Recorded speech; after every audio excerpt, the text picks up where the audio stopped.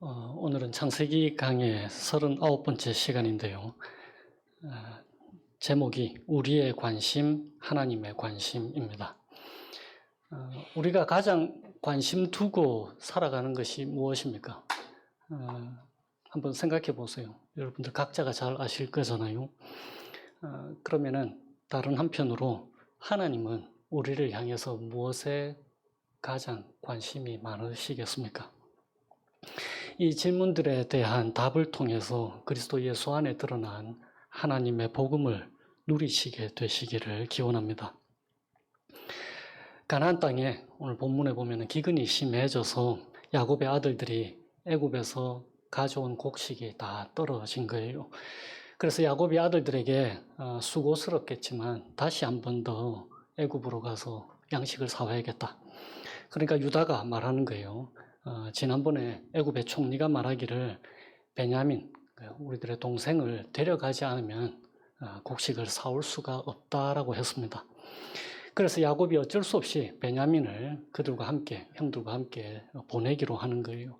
그런데 대신에 아들들에게 부탁을 합니다. 지난번에 지불한 돈이 왜 너희들 자루에 도로 들어가 있는지를 도통할 수가 없다. 뭔가 잘못되었을까 봐 두렵다. 사실 영어 성경에는 두렵다라는 단어가 없어요. perhaps, 아마라고 되어 있는데 이 두렵다라는 단어는 한글 성경이 아주 번역을 잘 한 겁니다. 왜냐하면은 히브리어 단어에 이 아마라는 이 뜻 안에 약간의 걱정을 한다라는 의미가 담겨 있는 아마거든요. 그래서 야곱이 이전에 잘못되었을까 봐 두렵다라고 하는 거예요. 그래서 애굽의 총리의 기분을 상하게 할까 봐 혹시라도 그가 야곱의 아들들이 사기꾼으로 몰릴까 싶어서 그 애굽의 총리에게서 호의를 얻을 수 있도록 가나안 땅에서 난 가장 좋은 것들을 예물로, 선물로 보내라라고 말하는 거예요. 그리고 돈도 갑절로, 그러니까 2배로 가지고 가라라고 말합니다. 그래서 그 모든 것을 가지고 그 형들이 베냐민과 함께 애굽 땅으로 내려가는 거예요. 애굽에 도착해서 요셉 앞에 섰습니다. 그런데 요셉이 그들을 보고는 청지기에게 우리 집으로 데려오고 가라. 함께 점심을 먹으려고 한다라고 말하는 거예요. 그런데 형들이 요셉의 집으로 인도되니까 이전하고 다르잖아요. 그래서 이제 두려워하는 겁니다. 지난번에 우리가 낸 돈이 우리 자루에 다시 담겨서 되돌아왔는데 혹시 그 돈 때문에 우리가 이리로 끌려오는 거 아닌가? 이제 우리를 잡아서 우리가 예전에 요셉을 노예로 팔았듯이 우리가 혹시 노예가 되는 거 아닌가? 그리고 우리가 가진 모든 소유를, 그러니까 여기서 대표된 그 나귀를 빼앗으려고 하는 것 아닌가라고 두려워하는 거예요. 그래서 그 청지기에게 지난번 일에 대해서 설명을 합니다. 왜 돈이 우리 자루에 다시 돌아왔는지 도저히 모릅니다. 우리의 결백을 증명하기 위해서 지난번에 우리가 지불했던 그 돈, 돌아온 돈을 다 가지고 왔고 또 이번에 살 돈도 다 같이 가지고 왔습니다. 라고 말하는 거예요. 이 두려워한다라는 단어가 오늘 본문에 3번 등장합니다. 무엇을 두려워한다는 것입니까? 야곱과 야곱의 아들들의 모든 관심이 지금 어디에 있습니까? 8절에도 나와 있잖아요. 야곱의 아들 이 유다가 야곱에게 얘기하잖아요. 저 아이를 나와 함께 보내시면 우리가 곧 가리니 그러면 우리와 아버지와 우리 어린 아이들이 다 살고 죽지 않을 거예요 라고 말이에요. 그러니까 모든 관심이, 그리고 지금 두려워하는 것, 이 청지기 앞에서 요셉 앞에서도 두려워하는 이유가 모든 관심이 자기 자신들의 신변의 안전이잖아요. 이 두려움, 이 걱정, 염려가 좋은 것이다, 나쁜 것이다 말씀드리려는 게 아닙니다. 다만 오늘 본문에 등장하는 인물들, 다시 말하면 야곱과 그의 아들들의 최고의 관심사가 무엇이냐 하는 거예요. 바로 그들의 안녕이잖아요. 그들의 신변의 안전, 그들의 평안함입니다. 야곱과 그 아들들처럼 우리 역시 거의 대부분이 우리의 관심이 어디에 있습니까? 우리 자신의 안녕에 있잖아요. 시간과 돈을 어디에 사용하는지 보면 알 수가 있잖아요. 우리의 시간, 우리의 돈을 어디에 다 사용하고 있는지 말입니다. 그래서 우리의 안전과 편안함에 손상을 주는 것이 있으면은 우리는 염려하고 근심하고 또 나아가서 두려워하게 되어 있습니다. 그런데 왜 우리가 두려움을 갖게 되어 있습니까? 내가 어찌 하지 못한다는 거잖아요. 결과를 그냥 당해야 한다는 거잖아요. 비록 내가 최선을 다할 수는 있지만 그 모든 결과는 내가 다 당해야 된다라는 것. 감당할 수가 없다라는 걸 알기 때문에 우리가 두려워하고 걱정하고 염려하잖아요. 그런데 혹시 이런 생각을 여러분들 중에 갖고 계실지 모르겠습니다. 하나님은 너무 높은 분이셔서 나의 관심에는 별 관심이 없으신 것 같다라는 것 말입니다. 하나님은 내 관심, 나의 관심사에는 별로 관심이 없으셔서 다 내가 책임져야 되고 흔히 요즘 얘기하는 거 있잖아요. 각자 도생.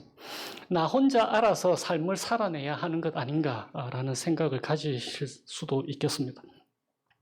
그래서 우리의 필요와 우리의 두려움에 대해서 하나님께 나아가서 기도하고 아뢰는 것을 죄스러워하는 분들이 계실지도 몰라요. 이런 것도 기도해도 되나? 내가 혹은 너무 인간적인 거 아닌가? 너무 수준 낮은 것 아닌가? 하나님께서 이런 기도도 좋아라 하실까? 뭔가 좀 근사한 것, 멋진 것, 그런 걸 해야 하나님이 더 기뻐하실 것 아닌가? 하나님은 세계 선교에 관심이 많으시니까 그런 거 해야 되고 나의 고민은 별로 중요하게 생각하지 않으실 것 같다라는 생각을 하시는 분들이 계시잖아요. 야곱의 가족들의 입장을 한번 생각해 보세요. 지금 일개 개인이, 한 가족이 한 나라와 상대하는 거잖아요. 그리고 그 나라는 자기 나라가 아니고 외국, 다른 나라잖아요. 그리고 당시에 최강대국인 거예요. 얼마나 두렵고 떨리겠습니까? 그래서 야곱과 형들의 모든 관심이 그들의 안녕, 그들의 안전, 그리고 기근에서 살아남아야겠다는 그 육신의 필요에 있는 거예요. 그런데 이제 요셉으로 우리의 눈을 한번 돌려보십시다. 요셉의 모든 관심이 지금 어디에 있습니까? 요셉이 형들과 베냐민을 만났을 때에 제일 먼저 물어본 게 혹시 기억나십니까? 오늘 성경 봉독할 때. 제일 먼저 물어본 게 27절에 이렇게 되어 있잖아요. 요셉이 그들의 안부를 물으며. 그들의 안부를 먼저 물은 거예요. 여기서 안부, 여러분들이 잘 아시는 히브리 단어입니다. 샬롬. 그들의 샬롬을 먼저 물었다라는 거예요. 그리고는 이어서 너희 아버지, 너희가 말하던 그 노인이 안녕하시냐? 이 단어도 마찬가지예요. 그분이 샬롬이시냐? 안녕하시냐라고 묻는 거예요. 그래서 28절에 그들이 대답하되 주의 종 우리 아버지가 평안하고, 여기서도 같은 단어입니다. 샬롬입니다. 그리고 29절 마지막에 한번 보세요. 요셉이 눈을 들어서 자기 동생 베냐민을 보면서 뭐라고 하는지. 소자여, 하나님이 너에게 은혜 베푸시기를 원하노라. 게다가 7절을 한번 보세요. 야곱에게 야곱의 아들들이 말하는 거예요. 그 사람이 우리와 우리의 친족에 대하여 자세히 질문하여 이르기를. 자세히 질문하여서 뭐라고 말하냐면은 너희 아버지가 아직 살아계시느냐? 너희에게 아우가 있느냐? 그러니까 요셉의 모든 관심이 지금 어디에 있습니까? 야곱의 아들들의 관심, 야곱의 관심과 비교할 때에 요셉의 관심이 어떻습니까? 똑같잖아요. 요셉 역시 그들의 안녕, 다시 말하면 그들의 샬롬에 최고의 관심사가 있는 거예요. 게다가 요셉의 감정을 한번 보세요. 30절에 요셉이 아우를 사랑하는 마음이 복받쳐.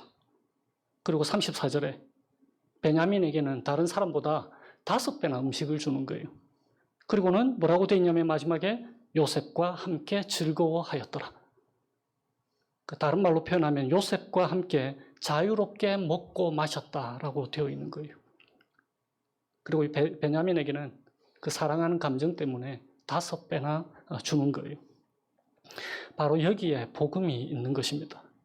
우리의 관심사가 우리의 안녕, 우리의 샬롬이듯이 하나님께서도 우리를 향해 가장 관심을 가지는 것이 바로 우리의 안녕인 거예요. 우리의 샬롬인 것입니다. 아침마다 밤마다 하나님께서 우리에게 인사하시는 거예요. 샬롬하고. 너희들 잘 있느냐라고 하나님께서 우리에게 인사하시는 거예요. 하나님께서 생각하시는 그 안녕, 샬롬의 내용이 우리가 생각하고 추구하는 것하고 다를 수는 있습니다. 그런데 오늘은 그걸 말씀드리려고 하는 게 아니에요. 그분의 모든 관심사가 우리의 안녕이라는 것입니다. 예를 들어서 오늘 야곱의 아들들이 다시 애굽으로 내려가기 전에 오랫동안 고민하고 괴로웠을 거 아니에요. 그러니까 그들의 생각하는 안녕 샬롬과 하나님의 생각하는 안녕 샬롬이 다르다라는 것을 제가 지금 말씀드리려고 하는 거예요. 야곱의 아들들이 다시 애굽으로 내려가기 전에 오랫동안 고민하고 기도했을 거예요. 하나님, 시몬 풀어주세요 라고 기도했을 거 아니에요. 다시 돌아올 수 있게 해주세요 라고 기도했을 거 아니에요. 그리고 이 흉년이 해소되어서 다시는 저 애굽 땅에 내려가지 않아도 되게 해주세요. 기도했을 거 아니에요. 그런데 하나님께서는 그런 기도 들어주시지 않으시잖아요. 그러나 하나님께서 관심을 두시고 주시려는 안녕이, 그 샬롬이 결국에는 그들에게 가장 좋은 것이 된다라는 것을 이들도 나중에 다 알게 되는 거예요. 게다가 야곱은 오래전 자신이 성공했던 방법을 다시금 의지합니다. 무슨 말인가 하냐면은 에서와 재회하기 전에 야곱이 어떻게 했었습니까? 그때도 에서는 두려움에 벌벌 떨었었잖아요. 그래서 어떻게 했죠? 선물 공세, 그리고 기도에 의지하였잖아요. 애굽의 총리를 만나기 전에도 야곱은 좋은 선물과 기도에 지금 의지하고 있는 거예요. 그런데 하나님은 야곱의 기대보다 더 많은 것을 하시는 분이십니다. 두려움과 걱정에 잠겨있는 야곱이 바라는 것 이상을 하나님께서 해주시는 거예요. 시므온과 베냐민의 안전, 그리고 양식을 위해 한 행동과 기도이지만 은혜로우신 하나님께서는 결국에 시므온과 베냐민의 안전뿐만 아니라 무엇을 들어주십니까? 죽은 줄로만 알았던 요셉을 다시 만나게 해주시잖아요. 게다가 풍성한 양식을 주셔서 잠시 몇 달 동안 기근을 견뎌내게 하는 그 정도의 수준이 아니라 예정된 7년 동안, 이제 남은 기간 5년 동안 그 기근을 면하게 해주시는 거예요. 어떻게 이런 일이 가능하게 되었습니까? 그들을 해할 수 있는 높은 권세 앞에서 그 두려움에 있는 야곱의 아들들을 향해서 청지기를 통해서 들려주시는 하나님의 말씀이 무엇입니까? 오늘 23절에 너희는 안심하라. 두려워하지 말라. 너희 하나님, 너희 아버지의 하나님이 재물을 너희 자루에 넣어서 너희에게 주신 것이다. 너희 돈은 내가 이미 다 받았다라고 말씀해 주시는 거예요. 야곱의 아들들을 위해서 하나님께서 재물, 다시 말하면 여기서는 돈을 대신 지불해 주셨듯이 우리를 위해서 예수 그리스도께서 우리의 대속 재물이 되어 주신 것입니다. 하나님께서 우리가 지불해야 될 그 재물을 다 이미 받으신 거예요. 예수님이 대신 지불하셨단 말이에요. 게다가 요셉이 동생을 향해 가지고 있던 감정을 다시 한번 살펴보십시다. 30절에 요셉이 아우를 사랑하는 마음이 복받쳐 라고 되어 있잖아요. 그렇게 동생을 사랑하니까 34절에 베냐민에게는 5배나 주고 그리고 요셉과 함께 전체가 모여서 즐거워한 거예요. 베냐민에게 5배를 준 게 무엇을 생각나게 합니까? 그 형들에게는 야곱이 요셉에게 했던 행동을 기억나게 하는 거잖아요. 그런데 그 형들의 모습을 보세요. 이전에는 미워하고 상종하기도 싫어했단 말이에요. 창세기 37장에 이렇게 되어 있습니다. 그의 형들이 아버지가 형들보다 요셉을 더 사랑함을 보고 그를 미워하여 그에게 편안하게 말할 수 없었더라. 그리고는 죽이기로 작정했었잖아요. 그런데 지금은 어떻습니까? 베냐민을 아끼고 보호하는 거예요. 유다가 베냐민 안전을 자기가 책임지겠다고 야곱에게 얘기했잖아요. 그리고 지금 그와 함께 먹고 즐거워하는 거예요. 동생 베냐민을 사랑으로 잘 대해주고 챙겨주는 이 형의 모습, 이 요셉을 보면은 누구가 떠오릅니까? 로마서 8장 29절이에요. 하나님이 미리 아신 자들을 또한 그 아들의 형상을 본받게 하기 위하여 미리 정하셨으니, 우리를 말씀하시는 거예요. 이는 그분으로, 다시 말하면 예수 그리스도로 많은 형제 중에서 맏아들이 되게 하려 하심이니라. 예수 그리스도께서 우리의 형님 되신다라는 말씀인 거예요. 그러니까 오늘 본문은 야곱과 야곱의 형들, 그리고 특히나 그의 동생 베냐민의 샬롬에 가장 많은 관심을 쏟고 있는 형 요셉을 보여주심으로써 요셉보다 나은 형, 우리 주 예수 그리스도를 우리로 하여금 보게 해주시는 말씀인 거예요. 주 예수 그리스도께서 하나님 아버지의 맏아들 되시잖아요. 우리는 하나님의 아들, 딸들. 그러니까 우리는 예수님의 동생들인 것입니다. 그 예수님께서 우리를 향한 사랑이 불타오른다라고 오늘 말씀해 주시는 거예요.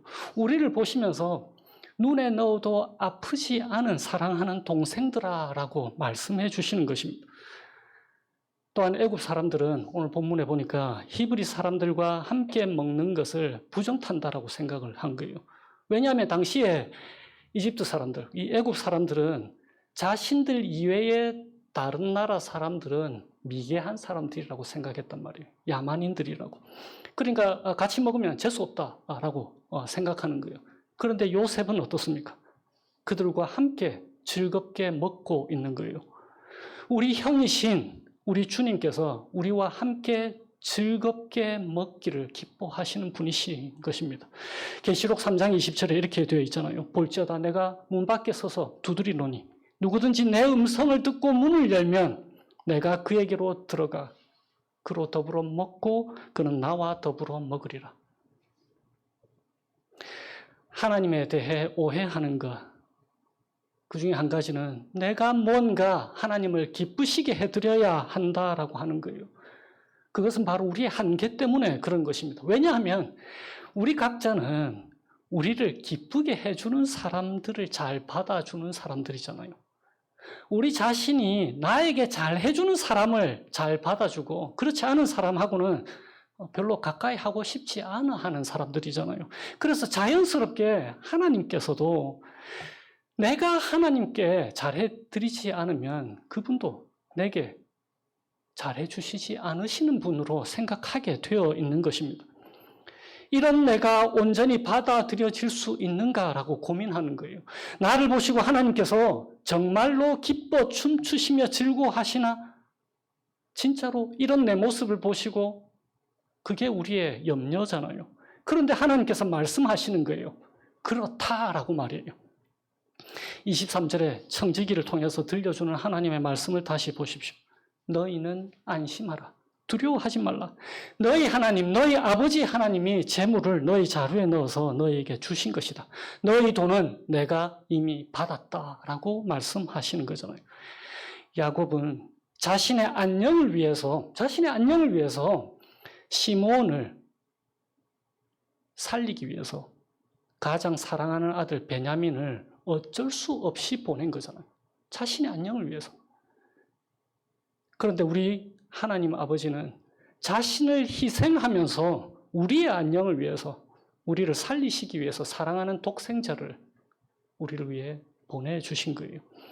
예수 그리스도는 사형장에 끌려가는 양처럼 억지로 자신의 목숨을 내어주신 것이 아닙니다. 베냐민은 억지로 끌려갔을 거예요. 그러나 우리 예수님은 그렇게 억지로 끌려가신 분이 절대로 아니십니다. 우리가 누가복음에서 복음을 나누었던 것처럼 예수님은 자발적으로 기꺼이 자신을 우리를 위해서 내어주신 분이십니다. 요한일서 3장에도 기록되어 있습니다. 그가 우리를 위하여 목숨을 버리셨으니 라고 말이에요.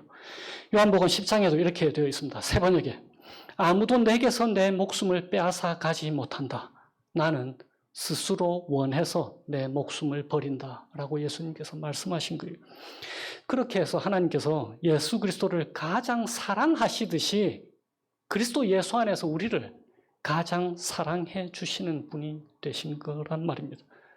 그래서 우리의 관심이 하나님의 관심이 되게 하신 거예요. 그래서 예수님께서도 말씀하셨듯이 염려하지 말라고 하시면서 마태복음 6장에 뭐라고 되어 있습니까? 너희 하늘 아버지께서 너희에게 있어야 될 것이 무엇인지, 이 모든 것이 너에게 있어야 될 것을 아신다라고 말씀해 주시는 거예요. 그러므로 야곱의 아들들이 애굽의 총리를 만났을 때에 그에게서 호의를 얻기 위해서 선물을 준비한 것처럼 우리 역시 하나님 앞에 나아갈 때에 하나님께 호의를 얻기 위해 뭔가를 해드려야 할까? 나 때문에 기분이 상하여서 하나님께서 기뻐하실 만한 어떤 것을 해드려야 할까? 염려할 필요가 없는 거예요. 이미 예수님께서 하나님께서 기뻐하시는 화목 제물이 되셨다라는 것입니다. 아직 예수를 믿지 않으시는 분들이 계실지도 모르겠습니다. 아직 전심으로 하나님께 자신을 드리기를 주저하는 분들이 이런 고민을 하실 수도 있을 거예요.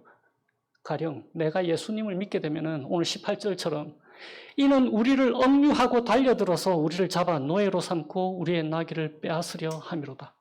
마치 하나님께 헌신하기로 한다면 오늘 우리가 인직식을 하게 될 텐데 하나님께 우리 자신을 전심으로 드리고 있게 되면 마치 내가 갖고 있는 이 약간의 자유를 잃게 되지 않을까, 나의 소유를 잃게 되지 않을까라고 염려하는 것 말이에요. 나의 신변의 안전을 염려하는 것. 사입이나 이단들은 이런 목적으로 사람들에게 접근을 합니다. 자신들의 배를 채우려고. 그러나 우리 하나님은 우리에게 참된 자유와 기쁨과 평강, 샬롬을 주시려고 하시는 분이신 거예요. 하나님은 우리 자신보다 우리의 안녕에 더 관심이 많으신 분이십니다. 창세기 처음부터 우리가 함께 나누지 않았습니까? 아담과 하와에게 그렇게 하셨고 에녹의 시대에 그렇게 하셨고 노아의 때에도 그렇게 하셨고 아브라함과 이삭과 야곱에게 그렇게 해오신 분이십니다. 그럼 우리 이 한 주를 살아가실 때에 그리스도 예수 안에서 분명히 드러난 이 하나님의 은혜와 사랑으로 성령 하나님과 동행하시면서 하나님 한 분으로 만족하고 즐거워한다는 의미가 무엇인지를 경험하게 되시기를 주님의 이름으로 축원드립니다. 기도하시겠습니다. 하나님 아버지, 크신 하나님께서 그리고 전능하신 하나님께서 저희들의 아버지가 되신다는 그 사실 한 가지로 저희들에게 깊고 지속적인 평강과 기쁨과 즐거움을 주세요. 그래서 저희들이 고백하는 것처럼 저희들 각 사람이 사나 죽으나 신실하신 구주 예수 그리스도께 속해 있다라는 그 한 가지 사실이 단 하나의 위로가 될 수 있도록 이끌어 주시기를 예수님의 이름으로 기도합니다. 아멘.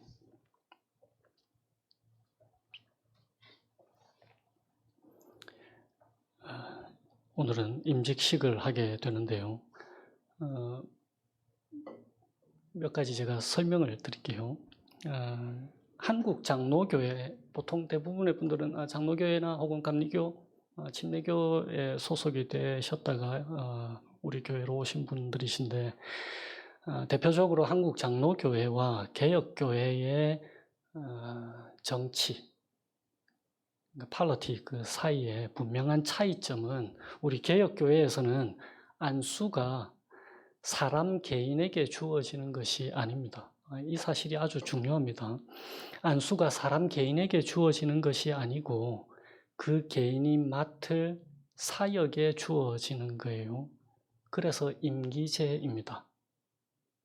우리가 작년에 투표를 했잖아요. 투표를 해서 선출을 하였고 당시에는 우리 교회가 조직교회, organized church, 자립교회가 되지 않아서 직분자들을 정식으로 세울 권한이 없었습니다.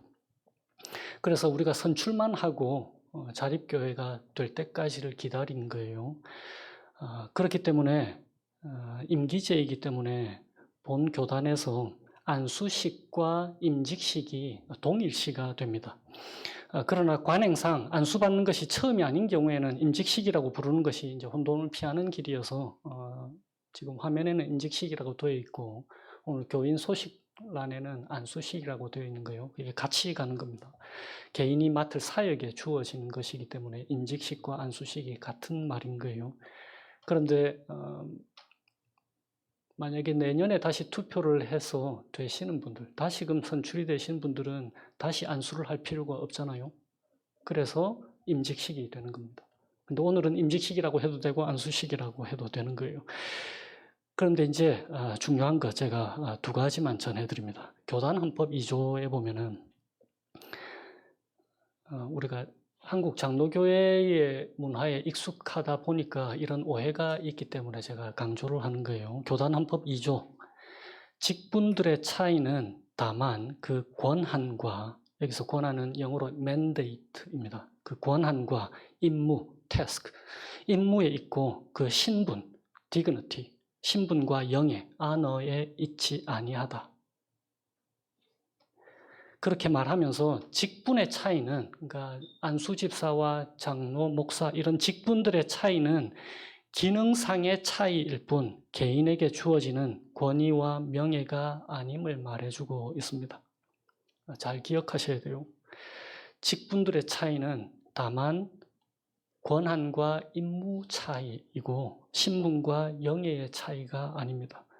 그리고 교단헌법 85조. 어떤 교회도 다른 교회 위에 결단코 군림할 수 없으며, 그 다음 어떤 직분자라 하더라도 다른 직분자 위에 군림할 수 없다라고 말함으로써 그리스도의 몸된 교회에서 직분 간의 서열이나 권위의 차이를 인정하지 않고 있습니다. 이 부분을 잘 기억하세요.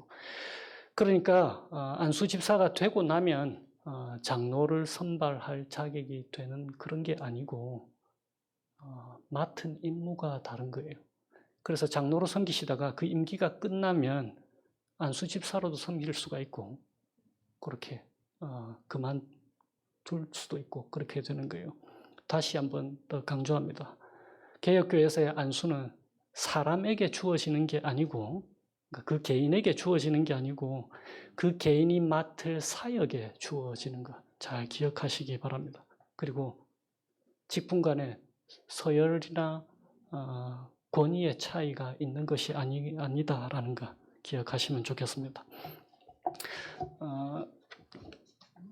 우리가 작년에 선출을 할 때에 2년 임기로 선출을 했잖아요. 그래서 오늘 안수를 받게 되시는 분들은 내년까지 임기를 맡게 될 거예요. 그리고 우리가 내년에 이맘때에 다시금 작년에 했던 것처럼 선출을 하게 될 거고, 우리가 작년에 임직식을 비공식적으로 했습니다. 그래서 이 양식이 여러분들에게 생소하지는 않으실 거예요. 허 집사님이 지금 줌으로 참석을 하셨으니까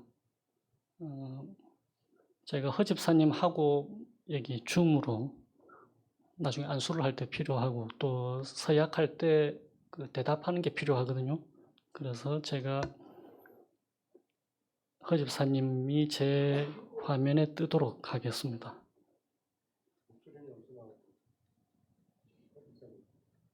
예, 허 집사님 마이크로폰 테스트 한번 해보시겠습니까? 예, 들리시나요? 예, 잘 들립니다. 예. 마이크 좀 뜯기세요. 조금만. 너무 가까이 되어서. 예. 이제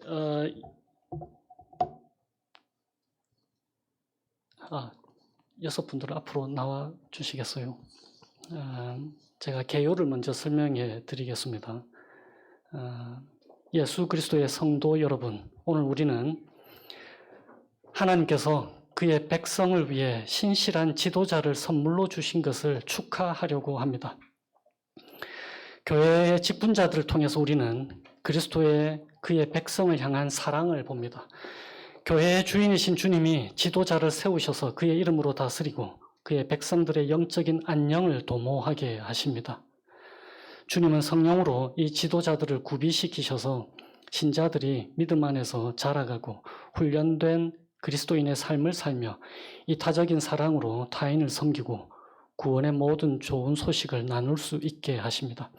사도 바울은 교회에 쓴 편지에서 이에 대해 가장 명확하게 언급했습니다. 오늘 우리가 봉독한 겁니다. 교독문. 그가 어떤 사람은 사도로, 어떤 사람은 선지자로, 어떤 사람은 복음 전하는 자로, 어떤 사람은 목사와 교사로 삼으셨으니 이는 성도를 온전하게 하여 봉사의 일을 하게 하며 그리스도의 몸을 세우려 하심이라. 우리가 다 하나님의 아들을 믿는 것과 아는 일에 하나가 되어 온전한 사람을 이루어 그리스도의 장성한 분량이 충만한 데까지 이르리니. 그리고 예수 그리스도는 다음과 같이 진정한 지도자의 자세를 가르쳐 주셨습니다. 너희 중에 누구든지 크고자 하는 자는 너희를 섬기는 자가 되고 너희 중에 누구든지 으뜸이 되고자 하는 자는 너희의 종이 되어야 하리라. 인자가 온 것은 섬김을 받으려 함이 아니라 도리어 섬기려 하고 자기 목숨을 많은 사람의 대속물로 주려 함이라. 장로라고 하는 직분은 그리스도의 이름으로 교회를 감독하는 일로 섬기는 직분입니다. 사도 바울은 에베소 교회의 장로들에게 다음과 같이 말했습니다. 여러분은 자기를 위하여 또는 온 양떼를 위하여 삼가라. 성령이 그들 가운데 여러분을 감독자로 삼고 하나님이 자기 피로 사신 교회를 보살피게 하셨느니라. 사도행전 20장 말씀입니다. 장로는 진실한 설교를 돕고 청장년 신앙 교육을 위한 지침을 제공하고 정기적인 성례 집행과 신실한 상담 및 훈련을 제공하며 맡겨진 직무의 신뢰를 유지해야 합니다. 그리고 교회의 질서를 바로 세우고 복음을 잘 전하도록 신자들이 깊이 교제하고 잘 접대하도록 도와야 합니다. 집사는 교회 안의 성도와 교회 밖의 세상에서 많은 다양한 사역을 하도록 교회를 이끌고 구비시키며 긍휼히 여기며 자비를 베풀며 공의를 바로 세우며 성령님과 함께 개인과 공동체의 변화를 위해 사역하도록 부르심 받았습니다. 집사는 그리스도의 자비를 본받아 넉넉한 나눔, 기쁨으로 하는 대접, 사려 깊은 돌봄, 하나님의 모든 선물에 대한 지혜로운 청지기직으로 하나님과 이웃, 창조 세계를 사랑하라고 가르칩니다. 모든 사람의 존엄을 존중하도록 전인적으로 일하고 이 사회에 착취하는 틀과 구조를 바꾸고 화해와 평화를 위한 사역을 할 수 있도록 교회를 구비시키고 이를 지지하는 기회를 추구합니다. 집사들은 이를 위해 교회와 공동체 내의 은사를 구별하고 개발합니다. 이 모든 격려와 소망의 말에 더하여 집사들은 말과 함께 행동으로 주님의 돌보심을 드러냅니다. 집사와 장로는 목사와 함께 교회의 일반 운영에 대한 책임을 집니다. 이런 책임 때문에 장로와 집사의 직무는 신자 중에서 그리스도를 닮고 신앙이 성숙하며 기도, 인내, 겸손으로 이 직분을 감당할 만한 사람들에게 맡깁니다. 이제 서약을 하는 시간입니다. 오늘 우리는 정해진 임기 동안 장로와 집사 직분을 맡으실 분들의 인직식을 거행하려고 합니다. 장로직에 지명된 분은 권구임, 김보경, 양석환, 정용주입니다. 집사직에 지명된 분은 이선주, 허원영입니다.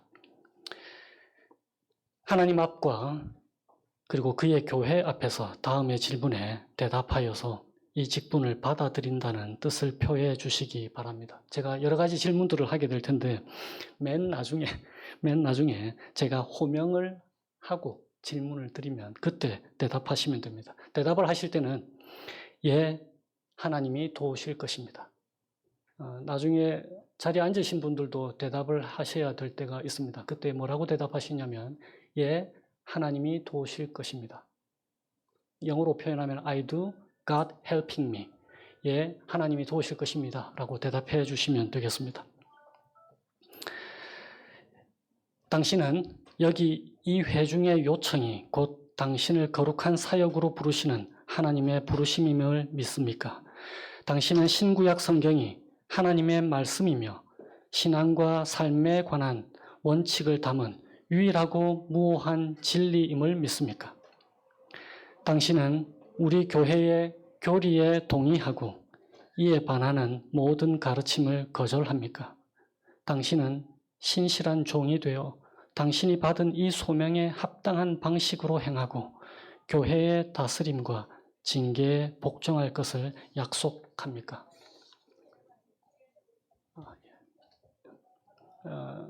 제가 다시 안 읽을게요. 왜냐하면 이미 제가 서류를 보내드려서 다 읽으시고 숙지하신 분들이십니다. 이제 제가 각 임직자에게 따로 묻겠습니다. 이제 대답하시면 됩니다. 제가 가나다 순으로 장로직을 맡으신 분들 먼저, 그 다음에 집사직을 맡으신 분들이 대답해 주시면 되겠습니다. 권구임 자매님, 당신의 대답은 무엇입니까? 예, 하나님이 도우실 것입니다. 김보경 자매님, 당신의 대답은 무엇입니까? 하나님이 도우실 것입니다. 양석환 형제님, 당신의 대답은 무엇입니까? 네, 하나님이 도우실 것입니다. 정용주 형제님, 당신의 대답은 무엇입니까? 예, 하나님이 도우실 것입니다. 이선주 자매님, 당신의 대답은 무엇입니까? 예, 하나님이 도우실 것입니다. 허원영 형제님, 당신의 대답은 무엇입니까? 예, 하나님이 도우실 것입니다. 감사합니다. 이제 금방 제가 호명한 순서로 한 분씩 자리에 앉으시고 제가 안수 기도를 하겠습니다.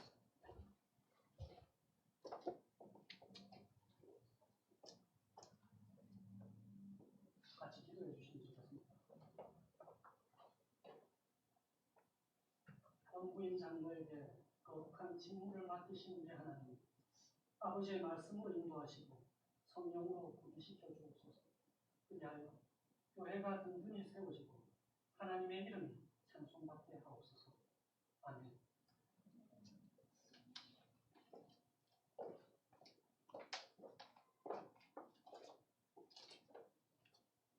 김보경 장로에게 거룩한 직무를 맡기신 우리 하나님, 아버지의 말씀으로 인도하시고 성령으로 구비시켜 주옵소서.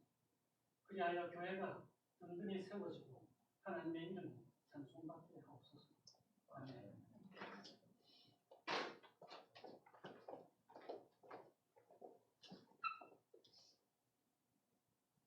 양석환 장로에게 거룩한 직무를 맡기신 우리 하나님, 아버지의 말씀으로 인도하시고 성령으로 구비시켜 주옵소서.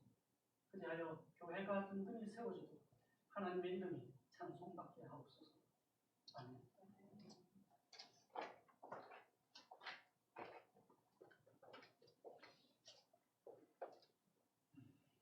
정용주 장로에게 거룩한 직무를 맡기신 우리 하나님, 아버지의 말씀으로 인도하시고 성령으로 구비시켜 주옵소서. 그리하여 교회가 든든히 세워지고 하나님의 이름이 찬송받게 하옵소서.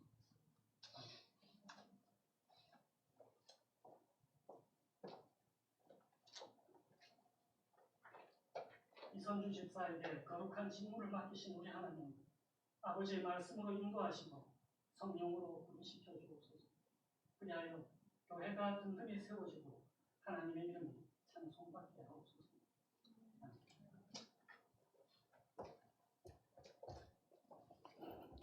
제가 허은영 집사님 머리에 안수하고 기도하겠습니다. 아멘 할 때 다 같이 아멘 해주시면 좋겠습니다. 허원영 집사에게 거룩한 직무를 맡기신 우리 하나님, 아버지의 말씀으로 인도하시고 성령으로 구비시켜 주옵소서.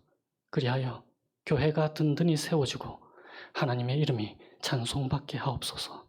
아멘. 아멘. 네. 이제 제가 권면의 말씀을 드리도록 하겠습니다. 양무리의 목자인 장로들에게 권면합니다. 믿은 말씀의 가르침을 그대로 지켜야 하리니 이는 능히 바른 교훈으로 권면하고 거슬러 말하는 자들을 책망하게 하려 함이라. 디도서 1장 9절. 어린이들의 친구가 되고 그리스도의 본보기가 되십시오. 젊은이들을 분명하고 긍정적인 자세로 지도해 주십시오. 말씀과 삶으로 하나님의 백성들의 고통과 연약함을 함께 지고 그들과 함께 기뻐하십시오. 그들이 털어놓은 문제들의 비밀을 지키십시오. 하나님의 약속을 바라보도록 노인들을 격려하십시오. 지혜로운 조력자가 되어서 그리스도 예수 안에서 목사를 지지하고 힘이 되어 주십시오. 긍휼히 여기며 책망과 훈련에 있어 확고하고 일관성 있는 자세를 유지하십시오. 디모데후서 3장 16절 말씀에 교훈과 책망과 바르게 함과 의로 교육하기에 유익한 말씀을 알도록 하십시오. 교회를 위해서 지속적으로 기도하십시오. 자기 집에서 진정한 영적 리더십을 발휘하려면 당신이 철저히 주님의 다스림을 받아야 한다는 것을 항상 기억하십시오. 집사들에게 권면합니다. 신실히 사역하며 서로에게 영감을 주며 섬기고 보다 넓은 공동체와 세상을 섬기십시오. 주님이 우리에게 말씀하신 바 오직 정의를 행하며 인자를 사랑하며, 여기서 인자를 사랑하는 것은 love mercy를 말합니다. 인자를 사랑하며 겸손하게 내 하나님과 함께 행하는 것이 아니냐. 미가서 6장 말씀을 우리에게 상기시켜 주십시오. 우리의 재물과 시간, 능력을 들여 하나님을 섬기는 새로운 기회를 붙잡고